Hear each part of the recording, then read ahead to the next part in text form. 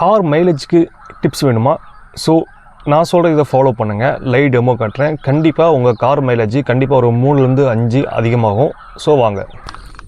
எப்போதுமே உங்கள் காரில் 4 டயர் காற்று வந்து 33 ஆர் 35 அந்த மாதிரி பார்த்துக்கோங்க. இந்த மாதிரி கார் டயரில் வந்து காற்றுல மாதிரி வச்சுக்காதீங்க. இதனால் கூட மைலேஜ் ட்ராப் ஆகலாம்.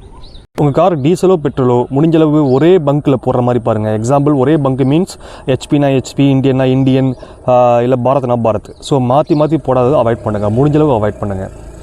காருக்கு ஆயில் சர்வீஸ் ரொம்ப முக்கியங்க.